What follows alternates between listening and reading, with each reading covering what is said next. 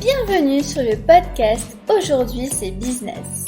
Je suis Ambre et je suis ravie de vous accueillir sur mon podcast. Je suis coach business chez Bureau Trotteur et j'aide les amoureux de liberté à se construire un business rentable pour profiter pleinement de leur liberté et se libérer des contraintes géographiques. Dans ce podcast, je vous donne toutes mes meilleures astuces et conseils pour passer à l'action. Lancez votre business et le propulser vers vos objectifs afin d'atteindre votre liberté. Et je laisse place au podcast. Hello à tous et bienvenue sur mon nouvel épisode de podcast. Je suis ravie de vous accueillir une nouvelle fois sur mon podcast et de vous partager mes meilleurs conseils business. Donc l'épisode du jour est consacré à comment se démarquer de la concurrence. Le but de cet épisode, c'est de vous donner toutes mes astuces pour vous différencier des autres et enfin arriver à sortir du lot. C'est une thématique de sujet qui revient assez souvent lors des séances de coaching, surtout lorsque mes coachés sont ancrés dans un marché où la concurrence est assez présente. Donc je me suis dit qu'il y avait sûrement beaucoup d'autres entrepreneurs qui aimeraient aussi connaître mes petits secrets pour se démarquer de la concurrence et proposer quelque chose de différent. Et c'est comme ça que m'est venue cette idée de sujet de podcast. Donc vous commencez maintenant à me connaître et vous savez que je m'efforce à chaque fois d'apporter le maximum de valeur ajoutée au plus grand nombre d'entrepreneurs ou aspirants entrepreneurs, futurs entrepreneurs. Donc c'est pour cette raison que je me voyais pas passer à côté de ce sujet qui est vraiment d'une importance capitale lorsqu'on monte une entreprise. Je dirais même que la réflexion de comment se différencier de la concurrence doit être abordée dès le début de votre projet. Ça doit impérativement faire partie des piliers de votre business. C'est la base, quoi. Je dis que c'est la base parce que c'est aussi de là qu'en découlera toute votre stratégie, que ce soit au niveau de votre stratégie de communication, votre stratégie d'offre ou même votre stratégie de prix. Donc c'est vrai que quand on vient de lancer son activité et qu'on commence à regarder un petit peu ce que proposent les concurrents autour de nous, des concurrents qui eux sont déjà bien avancés dans leur activité avec plein de contenu et une grande communauté qui les suit, on peut avoir tendance à se décourager et à se demander s'il y aura de la place pour nous. Et j'ai envie de vous dire que oui, et c'est un grand oui, il y aura de la place pour vous. Pas de panique. Il y a une phrase que j'aime énormément et je pense d'ailleurs que je vous l'ai déjà citée dans un autre épisode de podcast ou peut-être dans un autre contenu, article de blog ou peut-être sur Instagram ou Facebook. C'est qu'il y a autant de business possibles qu'il y a de personnes sur cette planète. Je répète parce que c'est hyper important. Il y a autant de business possibles qu'il y a de personnes sur cette planète. Donc il suffit juste de trouver votre place sur le marché et je dirais même qu'il suffit de créer votre place sur le marché en apportant quelque chose de différent qui vous démarquera des autres. Donc vous allez voir qu'il y a plein de manières différentes de se démarquer et contrairement à ce qu'on pourrait croire ou contrairement aux idées reçues, il ne faut pas nécessairement avoir l'idée du siècle qui révolutionnera notre ère pour arriver à se démarquer. Il y a plusieurs manières de se différencier et je vais vous dire même, il y en a exactement 5 que je vais vous citer dans ce podcast. Donc vous pouvez faire le choix d'utiliser une manière parmi les 5 que je vais vous proposer, mais vous pouvez aussi faire le choix d'en combiner plusieurs. C'est vous, en tant que chef d'entreprise, qui prendra la décision de celle que vous voulez intégrer dans votre projet et dans votre business. Donc accrochez-vous, c'est parti pour les 5 manières de se différencier de la concurrence. La première façon de se différencier, c'est par son client cible.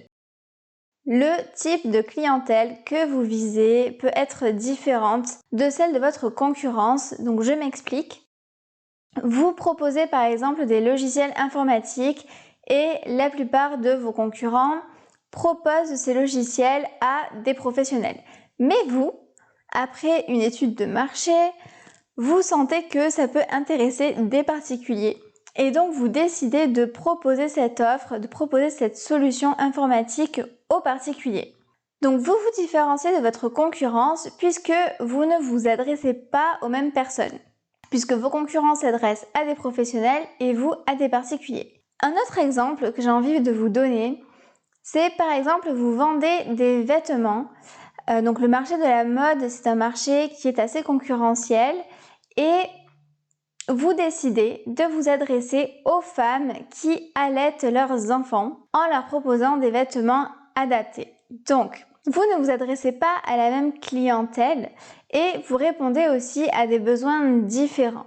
Vous avez une clientèle cible qui vous permettra de vous démarquer des autres concurrents, puisque une femme qui va rechercher des vêtements d'allaitement va plutôt aller chez vous, qui êtes spécialisé là-dedans, plutôt que chez d'autres marques de vêtements, puisque ces autres marques de vêtements ne vont pas répondre aux mêmes besoins spécifiques que vous. Donc vous voyez, vous ciblez vraiment une clientèle spécifique. Ça vous permet de vous différencier et de vous démarquer de votre concurrence. La deuxième manière de se différencier, c'est par sa personnalité. Montrez par exemple un trait de caractère qui vous est propre pour attirer des personnes qui y seront sensibles. Vous pouvez décider de jouer sur votre personnalité en accentuant un trait de caractère qui vous est propre et que les personnes ne retrouveront pas ou peu chez d'autres personnes. Le but dans ça, c'est de vous différencier tout en restant vous-même. Si vous êtes quelqu'un de drôle, en général, vous pouvez par exemple jouer sur l'humour. Si vous êtes au contraire quelqu'un d'assez timide, eh bien vous pouvez aussi jouer sur l'introversion. Certaines personnes peuvent aussi se reconnaître en vous et vous suivre justement pour cette raison. Donc si vous êtes quelqu'un par exemple d'assez cash dans la vie, vous pouvez aussi jouer sur le fait de dire des choses comme elles vous viennent, sans filtre quoi, bref. Je pense que vous avez compris le principe, je ne vais pas faire tous les traits de caractère.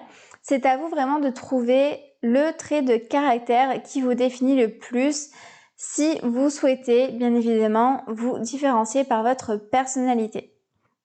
Sachez une chose, c'est que si vous jouez sur votre personnalité, cela peut plaire à certaines personnes et cela peut moins plaire à d'autres. Donc c'est pour cette raison que je vous conseille de prendre un trait de caractère qui vous est propre pour être aligné avec vous, pour être aligné avec vos valeurs et les valeurs que vous voulez transmettre. Sachez que on ne peut pas plaire à tout le monde, ça c'est indéniable. Et dans tous les cas, ce que vous proposerez, et peu importe ce que vous faites, ne plaira pas à tout le monde. Et j'ai envie de vous dire que c'est tant mieux. Je veux que vous gardiez vraiment quelque chose en tête, c'est que au plus vous vous démarquerez, au plus vous aurez des personnes qui n'adhéreront pas à ce que vous faites. Mais sachez aussi qu'au plus vous aurez des personnes qui n'adhéreront pas à ce que vous faites, et au plus au contraire et à l'inverse, vous aurez des personnes qui, elles, adhéreront complètement à ce que vous faites et qui seront complètement engagées envers vous. Donc la troisième manière de se différencier, c'est de se différencier par son domaine d'expertise. Être expert dans un domaine en particulier vous placera directement comme légitime dans ce domaine. Et une personne qui recherche des informations ou des produits dans votre domaine de prédilection sera beaucoup plus à même d'aller directement chez vous plutôt que chez quelqu'un d'autre, soit chez un concurrent. J'ai envie de vous donner un exemple tout simple, c'est celui des médecins. Vous avez des médecins généralistes qui font toutes sortes de consultations, mais si un jour vous avez un problème de dents, je pense que vous allez, comme 80% je pense des personnes, vous allez plutôt avoir tendance à aller consulter directement votre dentiste sans passer par votre médecin généraliste. Parce que vous savez que votre dentiste est spécialisé dans les problèmes dentaires. Et donc vous aurez beaucoup plus confiance de vous faire soigner par un spécialiste, par un dentiste, plutôt que par un généraliste.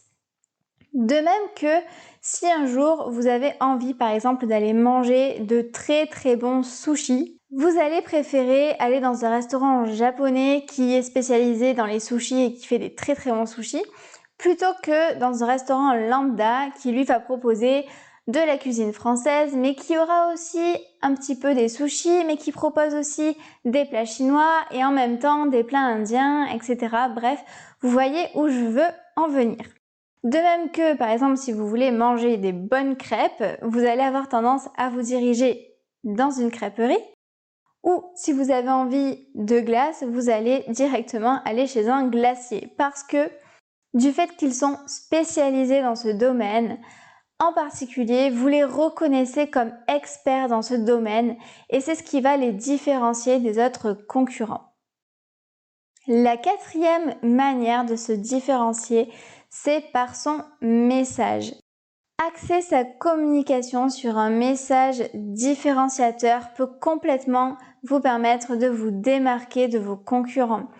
Si vous vous positionnez sur un secteur d'activité et que vous communiquez sur un message qui vous démarque de vos concurrents et qui parle à votre audience, alors vous saurez vous différencier.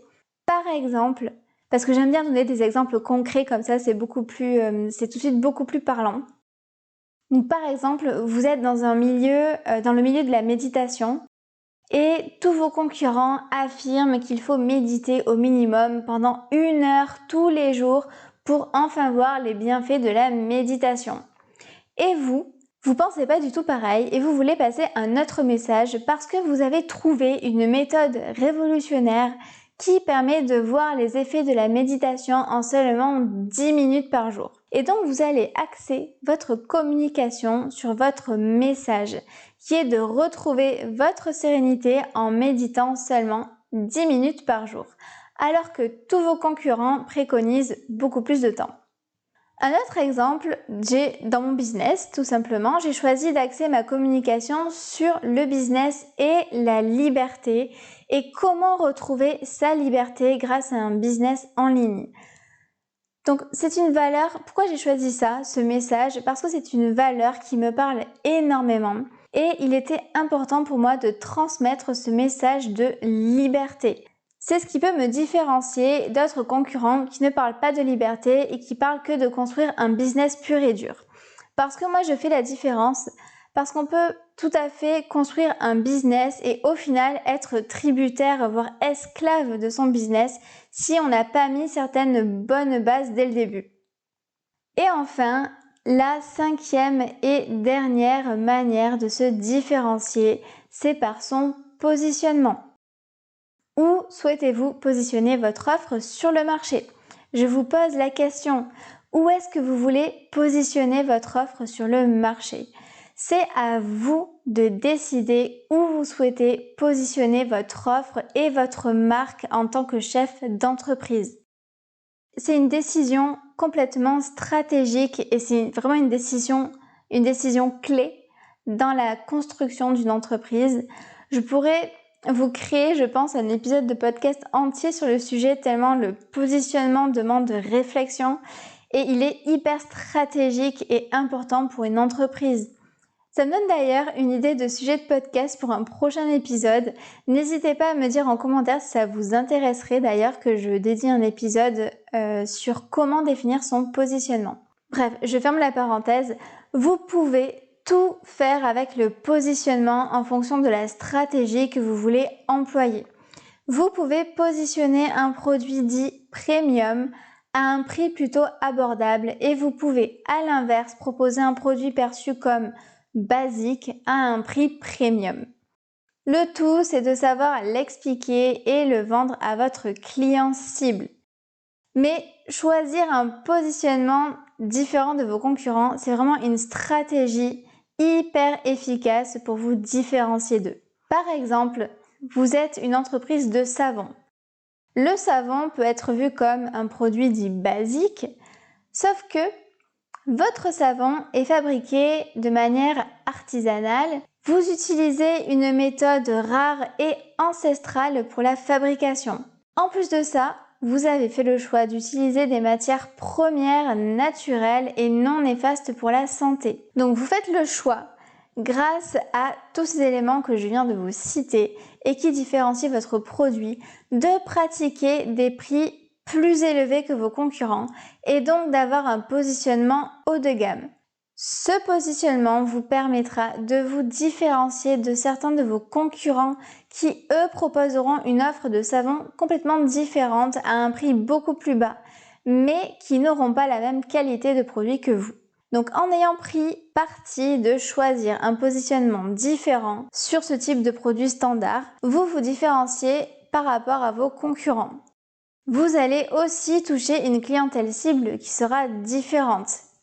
Avec cet exemple, j'aimerais revenir à mon introduction du début de cet épisode où je vous disais que vous pouviez choisir un ou plusieurs éléments différenciateurs pour vous démarquer de votre concurrence. La plupart du temps, certains éléments différenciateurs sont étroitement liés les uns aux autres et c'est important aussi d'en prendre conscience. Par exemple, si vous choisissez de vous différencier par rapport à votre personnalité, vous allez sûrement apporter un message qui sera différent et donc vous allez aussi vous différencier par votre message dans le même temps. De même que si vous vous différenciez par votre positionnement, votre client cible sera impérativement impacté et vous n'allez pas vous adresser à la même clientèle si vous proposez un savon à 90 € ou à 5 €. En tout cas, j'espère que cet épisode de podcast vous aura aidé à identifier les leviers à activer pour vous démarquer de votre concurrence et attirer davantage de clients. Je vous fais un petit récap des 5 manières de vous différencier. Donc il y avait la première manière, c'était par son client cible, ensuite par sa personnalité, par son domaine d'expertise, par son message, et enfin le dernier, par son positionnement. Donc si vous souhaitez aller plus loin et poser les bases de votre business, je vous mets en barre d'infos dans la description le lien directement vers un workbook que j'ai moi-même créé. C'est un cahier d'exercices pour vous aider à démarrer votre projet et passer d'une idée de business à sa réalisation en seulement 4 étapes. Donc n'hésitez pas à aller cliquer sur le lien et à aller télécharger le workbook pour vous aider à passer à l'action. Et je voudrais vraiment vous dire merci, un grand merci encore à tous pour tous vos retours sur mon podcast. Ça me fait énormément plaisir quand je reçois des retours positifs. Donc n'hésitez pas vraiment à me dire si cet épisode de podcast vous a aidé et à me faire des retours en commentaire. Vous êtes chaque semaine de plus en plus nombreux à écouter mes épisodes de podcast et je voulais vraiment vous dire un très grand merci. Partagez au maximum ce podcast autour de vous si vous pensez que ça pourrait aider d'autres entrepreneurs ou des futurs entrepreneurs. C'est vraiment mon but à travers ce projet de podcast. Je vous souhaite sur ce à tous de passer une excellente matinée, journée, après-midi ou soirée selon le moment où vous êtes en train de m'écouter et je vous dis à très vite dans un prochain épisode de podcast. Alors, si vous avez aimé cet épisode de podcast, je vous invite à me laisser une note et un commentaire sur votre plateforme d'écoute. Ça m'aidera énormément à développer ce podcast pour aider le maximum d'entrepreneurs. Et j'aimerais terminer ce podcast sur le mot de la fin qui est passer à l'action. N'attendez plus, passez à l'action.